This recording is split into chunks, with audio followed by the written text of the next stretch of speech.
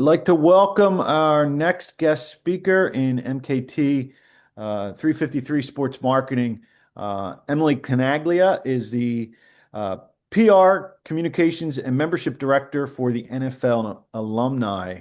So I'm really excited to have Emily here to speak with you today, tell you a little bit about what she does on sort of the alumni or former player side and all the different types of programming and activities and things that they do. So, welcome, Emily. Thank you. Thanks for having me. I'm excited to talk to all of you. So, Emily, why don't you why don't you first just start out just telling the class just a little bit about maybe your background, your pathway into sports, and kind of what you do at the NFL Alumni. Sure. So when I was in school, I went to Rowan University. They have a sports communication program now, but it wasn't as large as it was when I was in school. So I was strictly just PR major. So I didn't even have the sports communication background. I always wanted to work in sports, but I knew it was super competitive. So I tried to just keep the PR part pretty general. I went to go talk to our sports communication director at the time, and he just kind of wrote down my interests. And he worked in broadcasting. And at the time, our CEO was Beasley Reese. He's former player, former broadcaster. And he reached out to our sports communication director looking for a PR intern. And I had met with him a few months prior. So then I went in for the interview and then I got an internship. So I started out as an intern with NFL Alumni. And then COVID happened and I graduated. So I didn't work in sports for about, I would say, like a year or two before I actually came into this role. So it was COVID. I was nannying. I was a substitute teacher for a little bit. Um, so I had kind of like I had my internship, but I didn't go into sports right away. I was an admin at a pharma company, and then I found out NFL Alumni was hiring a coordinator, and I of course knew NFL Alumni already because I had my internship. So I applied, and then I started as a coordinator, and then I worked my way up to the current director of PR communication. So that is my role now. I've been here full time about 4 years. Um, I guess about 5 or 6 total with the company, including my internship. So it's been great climbing the ladder the last few years. So that's been great. We work with former players. NFL Alumni is actually a nonprofit organization, which I think is a misconception to a lot of people.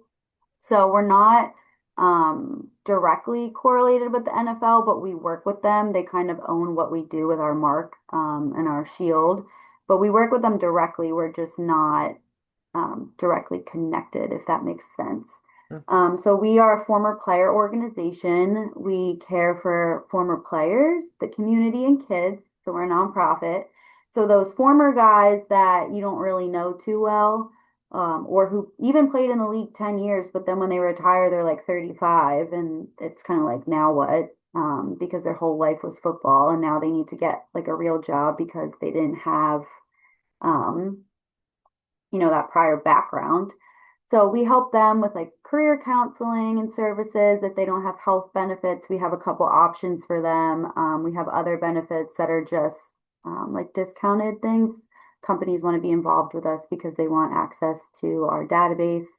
And then we have the caring for kids aspect, which you have the players that did do really well, and they'll come out for like golf tournaments. There'll be a celebrity captain, and those are fundraisers to raise money for kids' charities. We throw a Christmas party every year for kids in the foster care system, and we'll have former players come out to that and give out gifts and do fundraisers that way. So that's a little bit about NFL alumni and how I got here. So yeah. So I guess the one question I had for you was you work for the sort of the you must think of it as sort of the nonprofit entity, but then they also have like local chapters. Is that right? Yes, that's correct. So we have 35 plus chapters across the United States. We're national and we're located in Mount Laurel, New Jersey, not too far from the film's office, if you know where that is. Um, So we are national. We're the only office that is full-time jobs. Everywhere else, like our chapters are volunteer positions, but they're run by all former players. Gotcha. So, tell the students a little bit. You were telling me before we started today. Tell the students a little bit about your experience at Super Bowl. You just got back from San Francisco and were out there for the week just leading up into the the big game, so to speak. Yeah, so we're fresh off of San Francisco. We went out there, we were there for 7 days. We flew in Monday. They do something called opening night, which is the two teams that are playing in the Super Bowl.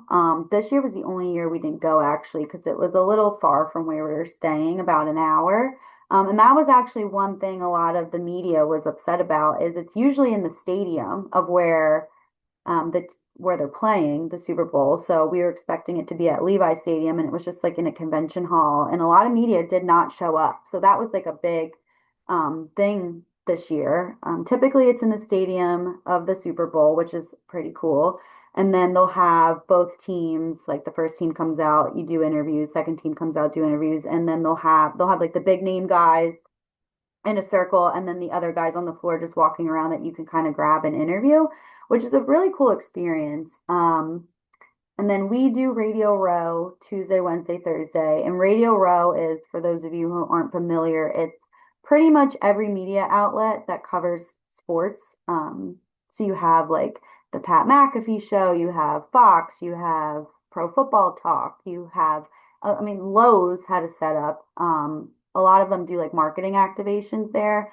Bounty has a setup. They do like the wingman, and they have like current player ambassadors. They give out wings, and that's like their thing, like, oh, Bounty paper towels, like you need those for when you're eating wings. But anyway, NFL Alumni has a table there, and we have interviews that we do with former players, current players, and we just interview them, like what they're doing in their post career. If they're a current player, like how their season was, how NFL alumni helps them currently. And then we'll take all those interviews. I haven't gotten any of the video back yet, but we'll post them to our YouTube channel, to our website, and then we cut a lot of the videos and just do like quick little reels for social media. So that's why we're there. But everyone, not everyone, but a lot of former players and current players are there. So it's just a good opportunity to grab and interview as many guys as we can get. Sometimes they reach out, like their agents will reach out to me, like a week or so leading up, like trying to schedule, but sometimes people are just walking by and you kind of grab them. So that's Radio Row. And then we'll do a couple other events. Like we hosted a welcome reception Friday night. We hosted a bowling event on Friday, which we had like Doug Peterson, Patrick Willis, and a couple other former players. And they're like a celebrity captain, and they bowl. And again, that's like another fundraising initiative. So you pay to play with these big name guys, and most of the money goes to charity. And then we did a tailgate in conjunction with an event group. So yeah, that was my fourth Super Bowl in the books. I did not go to the game. I did go to the game last year because of the Eagles. I did have to buy my own ticket, but it was worth it. So yeah, I mean, it's pretty exciting. It's a really cool opportunity um, to meet people. You meet people that you've never thought. Like one year, Joe Montana introduced himself to me, like, "Hey, I'm Joe," and I'm like, "Yeah, I know who you are." So it's a cool opportunity. Happy to be back. It's a long week. It's long days. But Super Bowl is like that one signature event that you're going to be working really long hours, but it's worth it. So yeah. Yeah, so I know when I worked in the NFL, we went through sort of a 12-month calendar, and it sort of was like, you knew it sort of, you sort of at the end of the season you started preparing for the next season, and then you kind of rolled right into then, your summer programming and then preseason, and then and it was like this constant cycle that pretty much replicated itself every year. Yeah. What's your sort of cycle like? I mean, is your schedule? like from year to year the same, like your schedule now, like now that the NFL season officially is over? Hmm. What's sort of like what's your sort of schedule like? Yeah, so we typically follow the NFL schedule. So while I'm excited that I'm back from San Francisco and having a moment to breathe, it's kind of like we're jumping into the next thing. So lately, or recently, I should say, the last like year or so, we're trying to make more of a presence at the draft. Because again, like a lot of former players go out there and do the same type of thing we do at Super Bowl, like a welcome reception. So the next thing is gearing up for the draft and preparing for that and doing those events. And then after the draft, typically it's we're preparing, at least National is, for golf tournaments. And we have our annual Super Bowl golf tournament. That's been going on for 50 plus years. That has like the NFL alumni signature event. And what it is every chapter has a golf tournament. And that's for charity. But the winner of those tournaments get to we fly them all out for free. Um, to where our Super Bowl of golf is. This year it's going to be in Tucson, Arizona, in September. It's usually in September every year. So they get flown out for free and they get to play in our Super Bowl of golf tournament, and it's against all the other NFL alumni chapters. And then the winner gets, they get rings, like it's like the Super Bowl. It's a really cool tournament. So that's like next on the docket for us. It's the draft and then kicking off the NFL season and our Super Bowl of golf. And that's in conjunction with our annual meeting, which is with all the chapter presidents. So that's next on the docket. And in the summer, a lot of our chapters do golf tournaments, so helping them out. We also do a golf tournament that's not for the Super Bowl of golf. It's just a different Caring for Kids initiative. So we usually have that in like late summer, early fall. So while, this season has died down and is done, we're kind of like, it's going to be ramping up again in the next couple of weeks.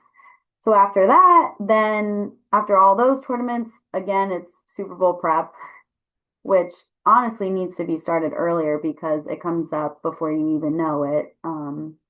But a lot of it is interesting because a lot of people don't know they're going until they know what teams are in the Super Bowl. So it's like you try to do all this prep, and then when playoffs happen, it's like a million things are happening at one time, and it's all these changes. So it's interesting, but we try to follow the NFL schedule. So next up is draft, and then we are pretty busy in like the summer and the fall just because we have all these events coming up. So yeah. Okay, so uh you've got it sounds like you've done really well there in the sense that you've advanced in your career from when you started. How do you sort of manage your time when you're looking at things like, okay, you have to manage your public relations, your communications, but then also have to focus on membership. So how do you sort of balance these different sort of tasks or roles that you take within the group? Yeah, it's definitely difficult, especially around events, to make sure that you're still hitting all your tasks that you need to be doing.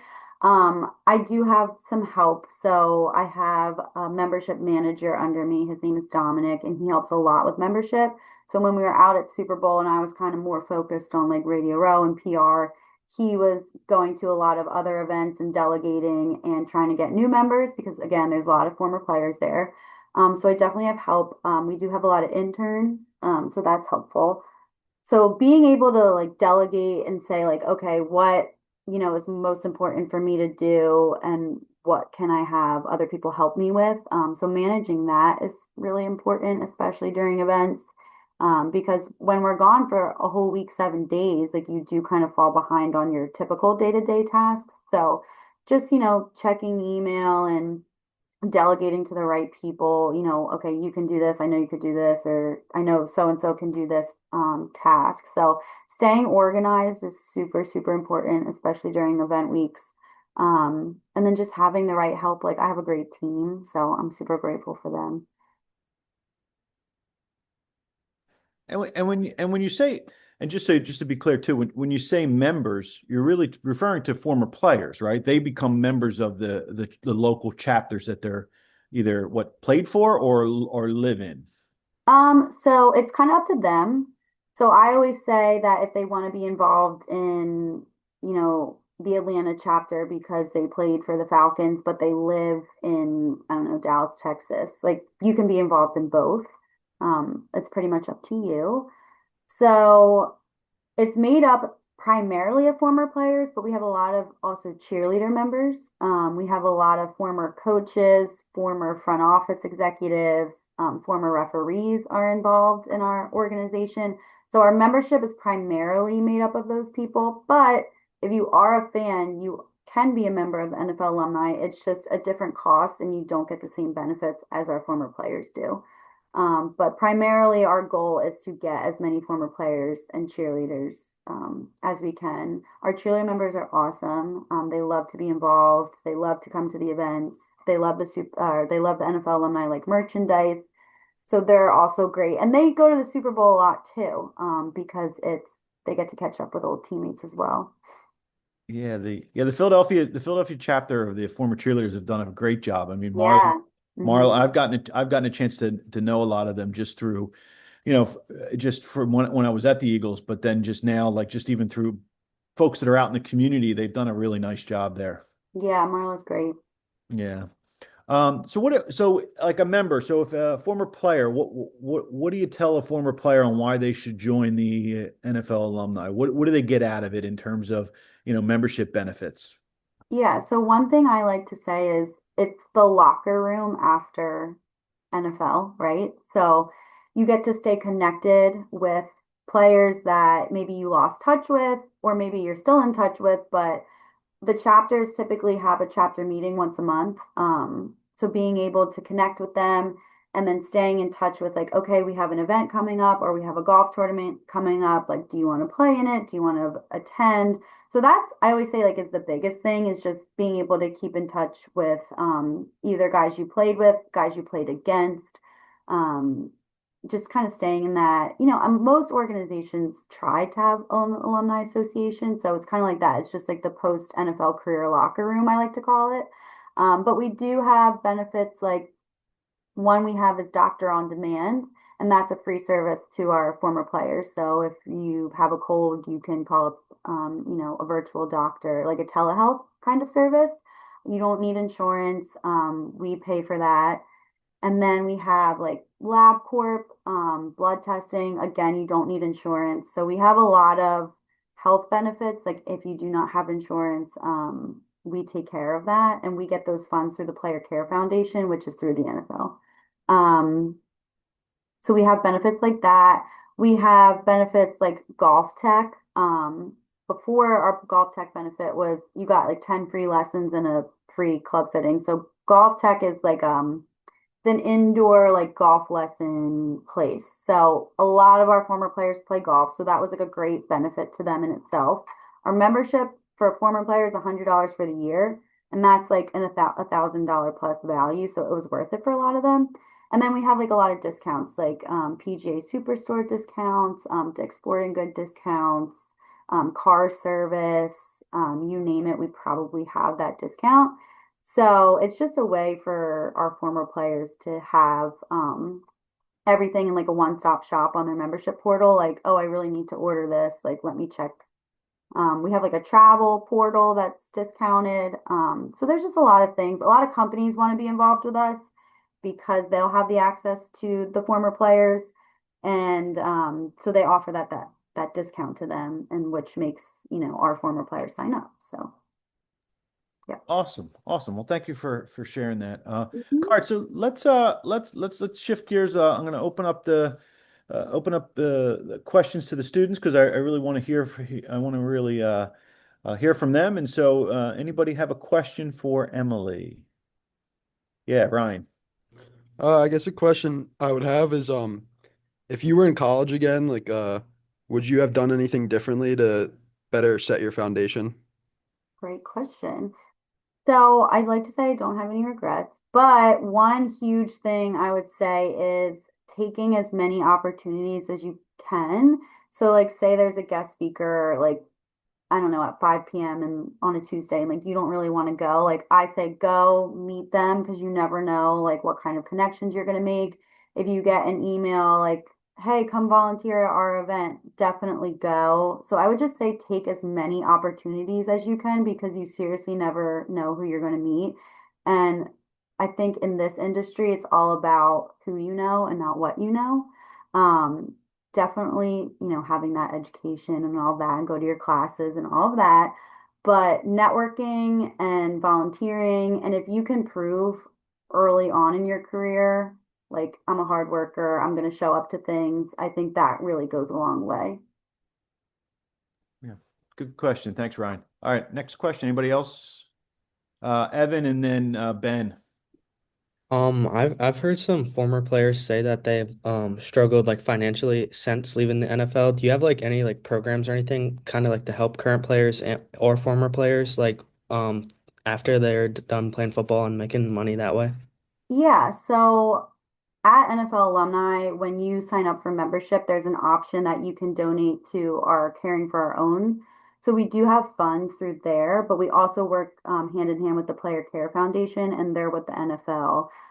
So we've had members call us like, "Hey, I can't pay my electric bill this month," and we will use those types of funds to support those players because you're right. Like you think NFL, you think they make all this money. But there are a lot of players who either didn't do that well, or maybe they didn't manage their finances that well, or they played 1 year and got cut. So that's kind of where we come in. So if they need that financial assistance, those caring for our own funds, and again, working with the Player Care Foundation, we try to help those former players that way. Yeah, good question. All right, Ben. What would you say are like the most important skills to have in your specific field?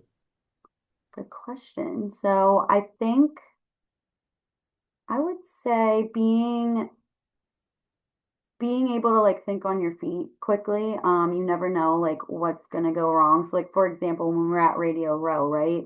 Like there's a million changes happening last minute. So you just have to be able to work under pressure and not like be a people person. I would say people skills is a huge one, which sounds silly, but I feel like a lot of people like struggle not maybe talking to people or they don't want to pick up the phone and just call somebody. So you just being able to like think on your feet, staying organized is a really big one.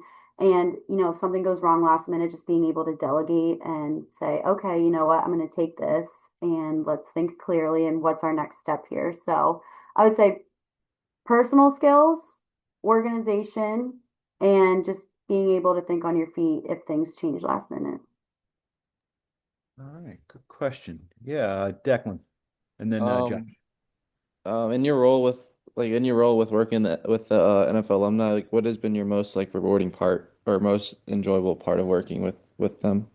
A good question. So, obviously being able to go to like the Super Bowl and all the events, those have been amazing opportunities, but my favorite opportunities are the charity side. So, I mentioned earlier we throw a holiday party for kids in the foster care system and we get Christmas presents for them and like our former players will come out and like hand out the gifts and they even say to me like like something goes wrong in your day and you're, all upset about it. And then you go to an event like this and we are just so grateful, like how good we have it.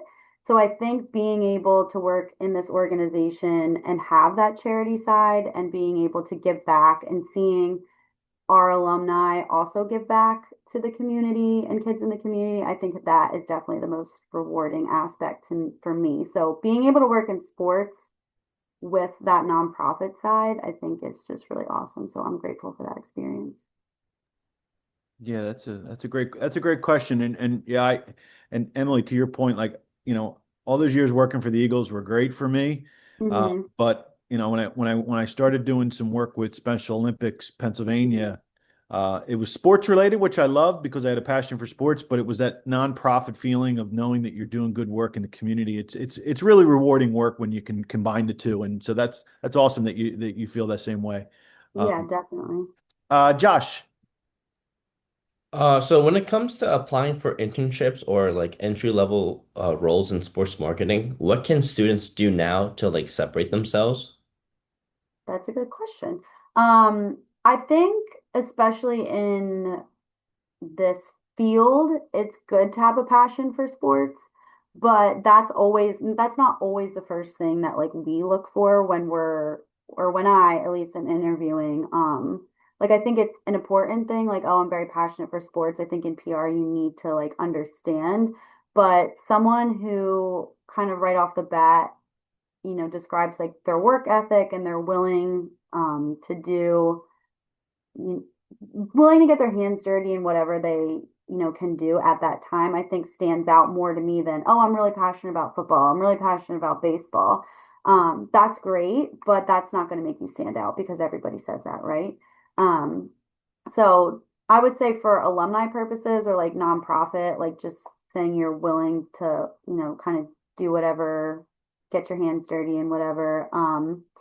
Also, if you ever go for an interview, like dressing not for the job that you have, but the job you want. So just coming in really professional, you'd be surprised at like how many people like just like don't take their interview seriously. So I would just say like taking your interview seriously, dressing the part, and just proving like your work ethic versus your passion for sports. Personally, for me, that's going to stand out more than just the general student. Yeah, good question. Good question. Anybody else? Patrick, yeah. Yeah, to break into like the NFL industry in general, is there anything like specifically that you would encourage for us to get involved in as college students? Yeah, so I mean, again, any like volunteer opportunities you can take. So a lot of the times, if there's events happening, like with us, like we'll reach out to local schools to do like volunteer opportunities. So I would say take those. Um, but just again, like networking, reaching out, you'd be surprised, like on LinkedIn, I would just connect with as many people in the sports industry that you can, and even just message them and say, like, hey, I would love to learn more about what you do. I would love to learn more about the organization.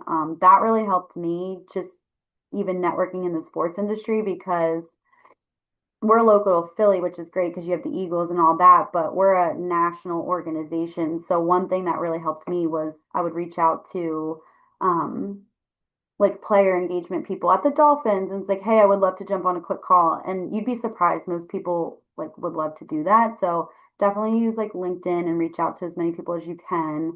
And just as many volunteer opportunities that you can. You seriously never know who you're going to meet. Yeah, another good question. Anybody else have a question for Emily? Okay. Emily, I guess the question I always ask is that, kind of, for me, it's always about, how do you get involved at, when you're in school? And so, what are the ways that you sort of can, now that you're on the other side of it, where like you've broken through and now working full time in this industry, what are ways that students can get involved now at their level, which will then hopefully position them in a way to get future opportunities? Yeah, I would say internships are the most important, even if you don't I don't want to say don't like, but maybe you think you wouldn't be interested in it. So my first internship was not sports related at all. It was just PR at an agency, and the clients were not sports. They were a lot of like musical clients, just things I wasn't, super interested in. But it was a great organization. Um, and those connections at that PR agency, they knew people at NFL alumni actually. So that kind of made the connection. So I would say internships are huge. Again, like just take the internship, even if it's not something you're super interested in, because again, you really won't know who you meet or where it will lead you. Any opportunities that your school offers you, again, like guest speaker events, volunteer events, being able to put things on your resume, again, even if it's not sports related, if I look at a resume, like, wow, they really did a lot, and they're still pretty early on in their career, they're still in college, they're still in school, but look at all these opportunities that they did. That kind of stands out to me, or it stands out to me, doesn't kind of stand out. Um, yeah, so I would say just do as much as you can, put as much on your resume, and even if you get an internship that's not in sports, just take as many opportunities as you can. Yeah, I mean, look, I think that's I think that you hit on a couple important things. I mean, from your perspective now that you're hiring interns and Mhm. hiring staff, how does a student stand out, when they're applying? Is there techniques that they can do outside of just submitting a cover letter and resume that sort of you look at as sort of as a perk or a benefit? Yeah, so I think that, we look at all our resumes that are submitted through like human resources, but people who or students who reach out to me like individually, or just like find me on LinkedIn or find me on my email, like I do take that extra second, like, okay, they, really put in effort versus just like submitting a resume. So that stands out to me. And then I usually set up a Zoom right away after that. And then again, if they're more focused on like work ethic versus, oh, I'm really passionate in sports, again, that stands out to me. But yeah, I think just taking that extra step versus just like submitting a resume definitely puts you ahead of most candidates. No, I look from my perspective now, looking at it, I always think it's like it's making the investment before you need to, right? So Definitely. networking, building the relationship, getting to know people before you apply for the job, Hmm. I think is one of the sort of the it's the things that you can control, right? Like so Right. students can Hmm. control attend to your point, attending guest speakers, getting involved, going out and meeting people, right? Hmm. And that stuff, even though you might not see it sort of the fruits of that might not come to fruition immediately, but when it comes where it's like you're applying, you're like, oh, I know them because I Right. met them at this and this, and they've been involved and very engaging. I think that's a way that students can really differentiate themselves. Absolutely. And that's how I landed my internship because I didn't really want to go have meetings with the school and, I'd rather go hang out with my friends or whatever it is. But I took that time and met, and he didn't have anything for me in that moment. He's just like, okay, nice to meet you. Here are your likes, here are your interests. And then when he gets a call, someone's looking for an intern and he's like, oh, I remember Emily and she liked this. And she, wanted to do this and this, internship would be perfect. So then he made that connection. That's how I got the interview. So yeah, even if there's nothing in that moment, you don't know what's going to come later on. Yeah. So I think even look, I think even and I'll you can correct me if I'm wrong, but even in sort of the nonprofit space of sports, the issue of work-life balance is still becomes a challenge, and Hmm. it's a lot of nights, it's a lot of weekends, it's a lot of events when people can attend, right? So Hmm. how do you manage that personally, and and so how do you sort of look at and how does I guess the organization sort of view that idea of work-life balance and make it so that people enjoy working and have some personal time as well as the time that they dedicate to the job. Yes, definitely. So my organization, I've been very lucky. They're very, like work-life balance is important. I think when we are having events coming up, we do work like long days and long hours, and sometimes you have to work weekends and sometimes you have to work nights. It's not super often that we're doing that just because we are the alumni organization. So we're not super game day heavy. Like we don't have like games going on. The most you're going to get is like a golf tournament where, you might be working extra hours after a typical work day, and then you might be working a late night on the day of the actual event. But my company has been great. When we flew in, it's like, okay, you get some time off the next day after flying in of working a whole week. But Super Bowl, like it's an amazing experience. I'm so grateful for it. But you do work, like you're working like 13-hour days. You have to be on all the time. Like it's not like, oh, you're going out there to party. Like we do go out and there are parties, but you're working very long days. But then after these events, you do have some time to unwind. And my company has been really good about that. I do think it's important to have work-life balance, but again, if you want to be in sports, you're gonna have days and events where you are working past 5 p.m. and that's just the reality of it. But I do have a pretty good work-life balance, so I am grateful for that. That's great. Yeah, yeah. I always tell the students I was very fortunate that I advanced and was able to help plan the '04 Super Bowl when the one the first one that we lost, right, Oh, against the that's Patriots. awesome though. Yeah. And I got to bring a guest, so I brought my dad, Hmm. and my dad had the best week ever. For And me, not so much. I mean, not so much, right? it was like you said, it was 12, 14-hour days. You went from one thing to another and it never stopped. And um, by the time I got to the game and we went into the game, that's when I finally was like, okay, I can take To a take a break breath. and Yeah. take a breath and enjoy the experience. Hmm. But yeah, it was a wild ride and one that I look back now and was like, wow, I was really great that I was part of it. But you're right, it's like when you're in the moment, it can Hmm. be stressful, it can be demanding, it's tough, and you just have to learn how to deal with that as Hmm. you sort of move through those different things. Exactly. Yeah. I think it's super rewarding, right? Because you work like these long hour days but then you get to go to the Super Bowl. So I think if you're super passionate about it and it's definitely what you want to do, it'll all be worth it for you. And you guys, I mean, you're in school still and you're young and you can handle it. So yeah, I mean, just accepting that that's probably going to be a reality, I think is important, but a lot of the times it is super rewarding. So. All right. Well, I guess we're gonna be wrapping up here pretty quickly.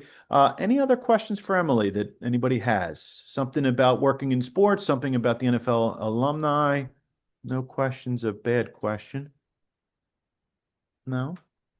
Okay. So Emily, if the students want to get in touch with you, what's the best way? Is LinkedIn the best sort of way to do that? Yeah, I was just gonna say, or my email. I can either drop it in the chat or if you want to share it with the students. It's just my NFL alumni email. I could put it in the chat so you guys have it right now. But Yeah, yeah, if you guys are looking for internships or want to get in touch or just want to ask questions that you didn't have, I'll send it right now. Yeah, feel free to reach out. Feel free to ask questions. Just connect with me on LinkedIn as well. You never know, like if we're hiring, I'll post on LinkedIn. We are a really small organization, so we don't hire a ton, but we're always looking for help and volunteers, and we do internships. So, keep in touch, send me an email, just say hi. But yeah, that's great. Well, thank you so much for doing this. I really appreciate your time, and I think this was a great for the students just to hear about other types of opportunities that are out there in the world of sports. And you've definitely have a unique career, and I'm really happy to learn a little bit more about what you've done with the NFL alumni. So thank you very much, and we'll be in touch soon. thank you. Thanks for having me and good questions, everybody.